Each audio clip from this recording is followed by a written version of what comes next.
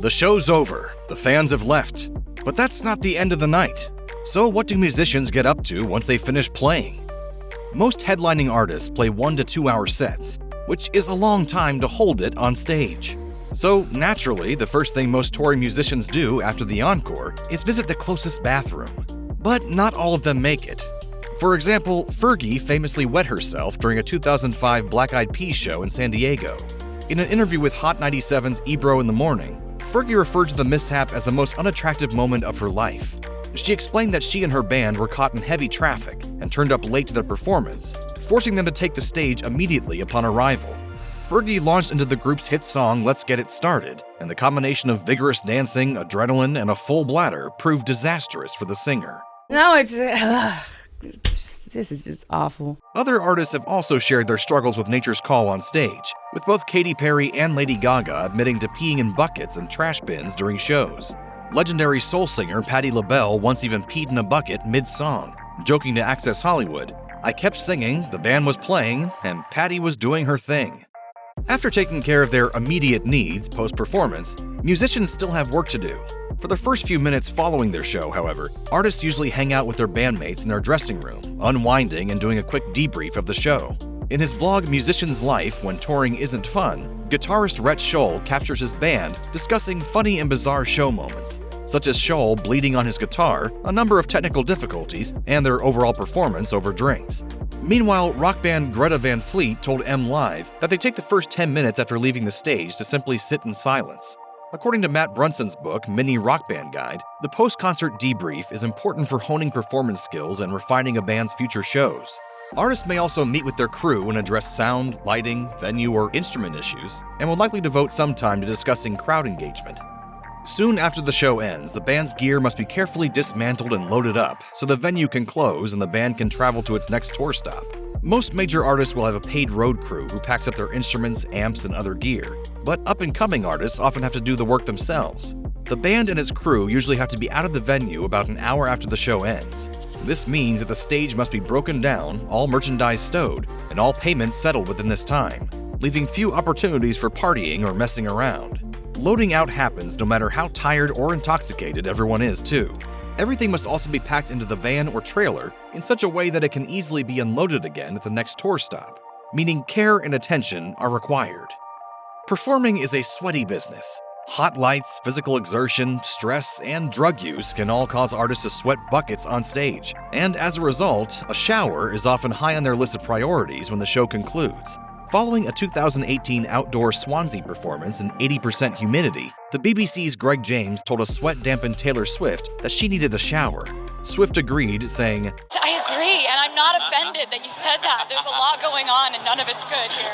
In 2022, Harry Styles told Rolling Stone that the first thing he does after leaving the stage is head for the shower. While it certainly serves a hygienic purpose, Styles claims that the cleansing water also helps clear his mind. He told the publication, "It's really unnatural to stand in front of that many people and have that experience. Washing it off, you're just a naked person, in your most vulnerable human form. Just like a naked baby, basically." For less established artists who can't shower right away, there's always the stage towel and bathroom sink. In a sense, performing on stage is like a hard workout. Many artists avoid heavy meals right before the show. So by the time they've played the last encore, they are more than ready for some food and drink. In an interview with GQ, Mary McCartney shared one of her father Paul McCartney's post-show traditions, eating a sandwich and drinking a margarita. Mary added that the former Beatle never eats before his shows, so by the time he leaves the stage, he is eager for food. Artists who can afford to do so often hire personal caterers to accompany them on tour. According to Wendy Deans, owner of catering company Popcorn, offering a variety of foods is key to success. She told The Guardian, "We do teenage food for younger bands. Sometimes an artist will have a nutritionist and give you all sorts of specialist demands. The job has become harder because menus are much more varied and healthy.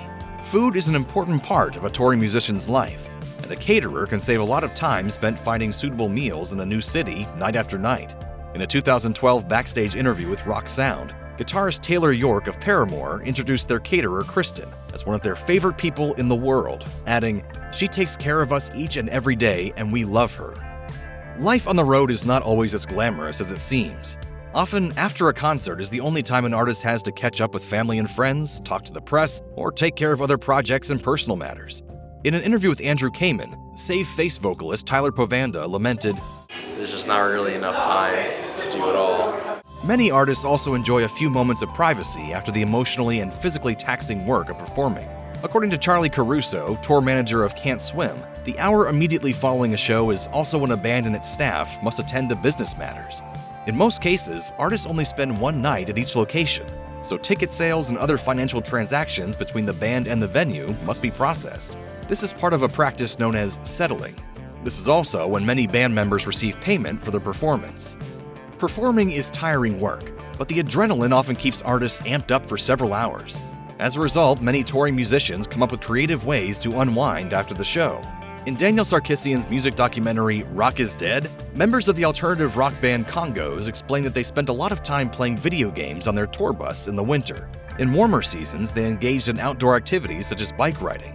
During a walkthrough of his bus on a 2022 stadium tour, Def Leppard vocalist Joe Elliott showed off his impressive book collection and explained that he also watched a lot of television while on the road. While reading, watching TV, and playing video games are the most common post-show activities, some artists partake in more eccentric hobbies.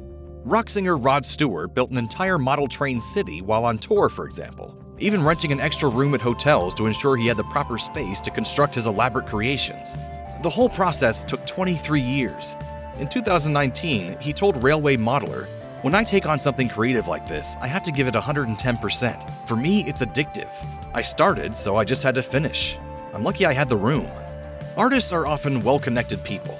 If scheduling permits, they may take time after a show to check out local underground scenes, watch another band play, or visit clubs and restaurants. Save Face vocalist Tyler Povanda told interviewer Andrew Kamen that he always tries to take a few minutes out of his busy nights to watch the other bands on the bill play. Also, I like all the bands. I want to watch them play.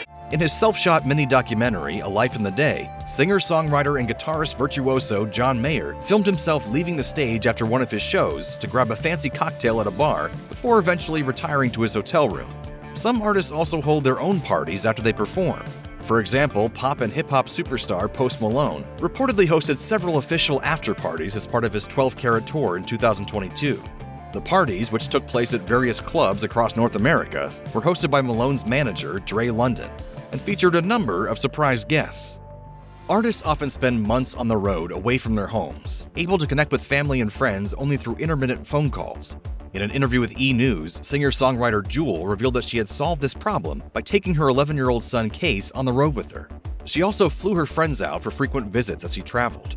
Jewel told the outlet, "I just want to make it a more fun, festive community environment instead of just hitting the road for 2 years and not seeing my family and friends for 2 years." Jewel is not alone in bringing an entourage with her on tour either. According to Slate, more and more artists are combating loneliness by bringing home with them on the road. Single father and singer-songwriter Ed Hamill of Hamill on Trial has taken his son on the road for years, for example. Meanwhile, Corey Gardner and Jason Hamill of pop duo Mates of State have become a traveling family, touring in the summer to fit their daughter's school schedules. To them, being a touring musician is a livelihood, and time spent together after shows is no different from any other working parents. Plus, as parent Mike West of folk punk band Truck Stop Honeymoon points out, a rock venue can seem like a much safer and healthier environment than a middle or high school. I am a golden god! Yeah! The sex, drugs, and rock and roll lifestyle isn't totally dead. Plenty of bands still engage in at least a little debauchery while on tour, whether it's heavy drinking, sexual promiscuity, or partaking of hard drugs. But with the internet exposing all aspects of an artist's life, it's not as easy as it used to be, and most artists find it too taxing to fit heavy partying into their already exhausting schedules. That said, when the timing works out, musicians still find ways to let loose. For example, in an interview with Stylist, members of the rock band Haim admitted that they drank a lot of tequila on a rare night off after a show. According to country singer Morgan Wade, in an interview with The Guardian, the rigorous nature of life on the road often invites reckless behavior. Wade explained, "Touring is lonely. You go out and kind of cut yourself open for all these people. It's loud and fun, then you go back to your bus, you're hyped up and alone." Still, substance abuse and hard partying are less common in today's younger bands. Backstage concierge Aline Day, who has worked with the likes of Kiss and Taylor Swift, confirmed Blythe's observation in an interview with Courier Journal, stating, "Bands know that in order to maintain a touring life and make money, you gotta stay pretty sharp and healthy." Touring musicians usually have fairly tight schedules, so they don't spend much time in the towns they visit. Unless they are major acts, most artists are likely traveling in tour buses or vans, meaning most of their time is spent driving between gigs. And because tour stops typically span many cities or even countries, this often means that the next leg of driving starts immediately following each show. In Daniel Sarkisian's documentary Rock is Dead, guitarist Bruce Kulick of Kiss and Grand Funk Railroad explains that the life of a touring musician is not as glorious as people think. He adds that he has spent many long hours in a van over the course of his career, driving overnight to get to the next tour stop. Guitarist Rhett Scholl tells a similar story in his vlog, describing his exhaustion after driving through the night to get from Georgia to his next gig in Maryland. And of course, musicians need to get some shut-eye too. Usually though, most artists are lucky to catch a few hours of shut-eye in the van between gigs.